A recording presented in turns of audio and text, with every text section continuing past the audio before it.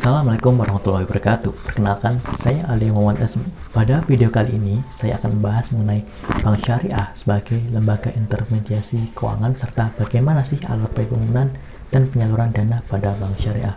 Fungsi utama sebuah bank, termasuk juga bank syariah, adalah sebagai lembaga intermediasi.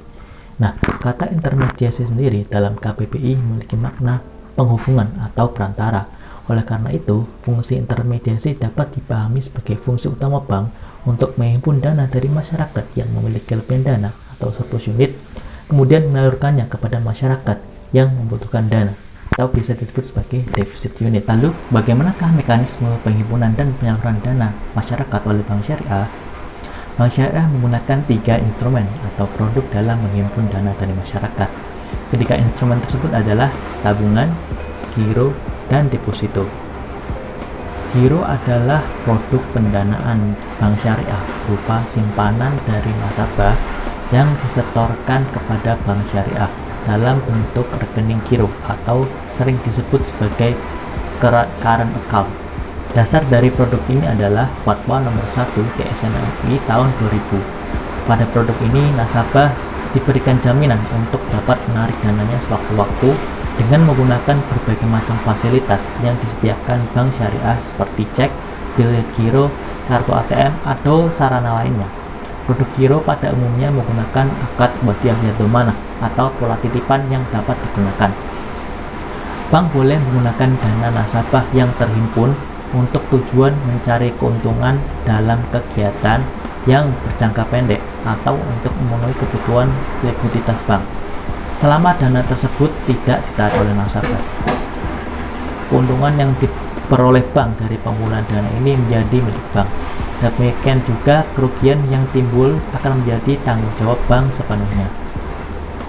Bank diperbolehkan untuk memberikan insentif berupa bonus kepada nasabah selama hal ini tidak disyaratkan sebelumnya. Besarnya bonus juga tidak ditetapkan di muka. Tabungan adalah produk pendanaan bank syariah berupa simpanan dari nasabah yang disetorkan kepada bank syariah dalam bentuk rekening tabungan atau sering disebut sebagai saving account.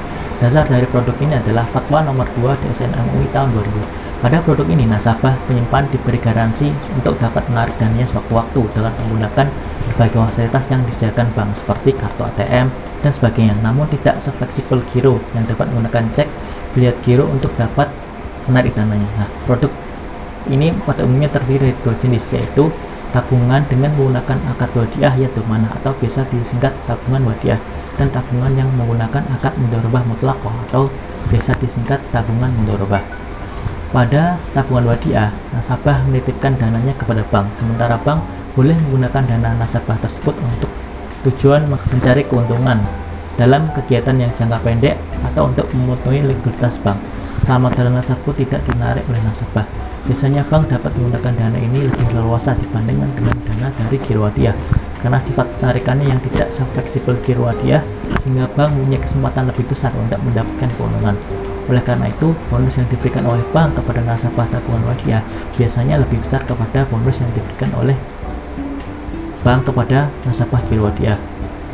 Besarnya bonus juga tidak disyaratkan dan tidak ditetapkan di muka.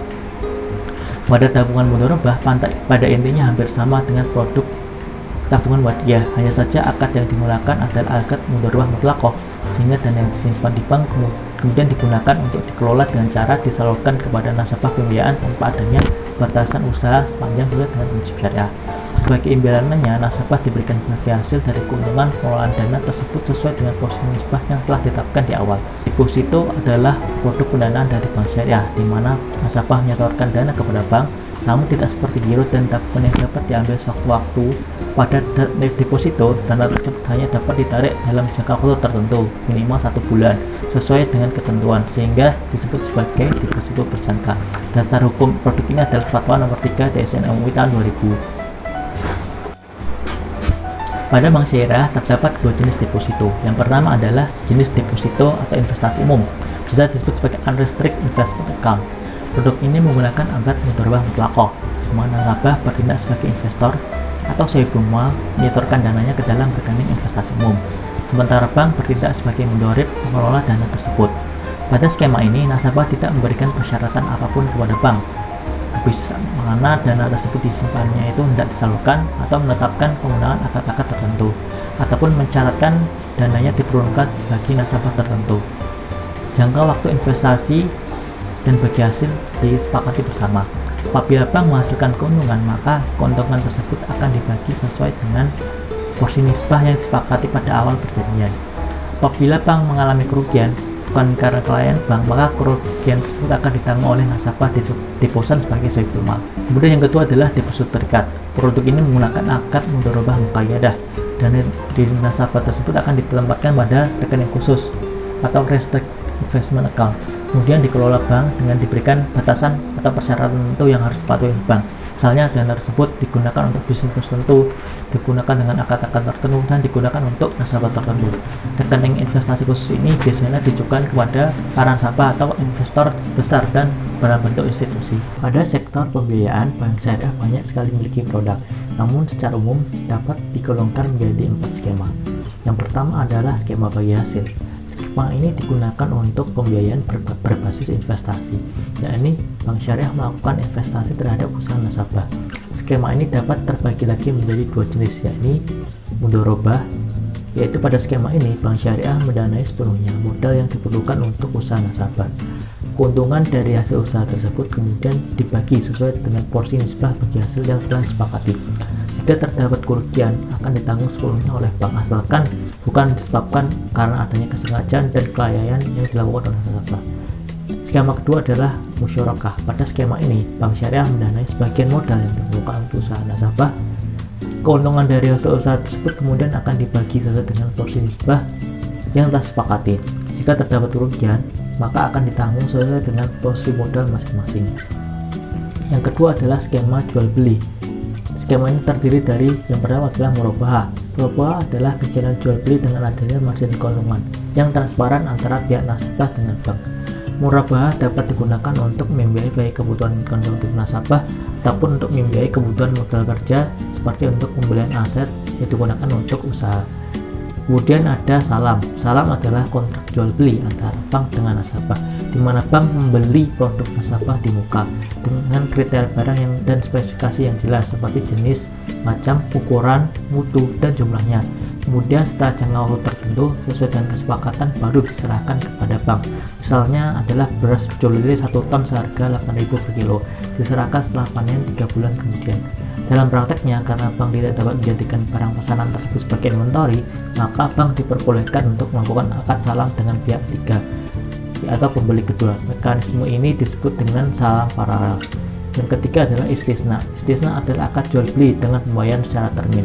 Hal ini cocok digunakan untuk membiayai proyek konstruksi atau barang modal yang tidak dijual secara massal atau harus diproduksi dengan cara memesannya terlebih dahulu. Yang ketiga adalah skema sewa. Terdiri dari yang pertama adalah ijarah. Ijarah adalah akad sewa menyewa. Pihak satu bertindak sebagai pemberi sewa dan pihak kedua bertindak sebagai penyewa. Pihak satu berkewajiban untuk memberikan hak sewa, hak guna, atau hak untuk mendapat dari suatu aset atau jasa kepada pihak kedua dalam jangka waktu tertentu. Sedangkan pihak kedua berkewajiban untuk membayar sewa sesuai dengan kesepakatan.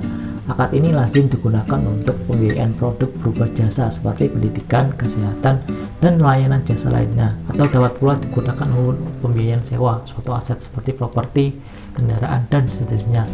Yang kedua adalah ijarah muntahiyah bitamlik.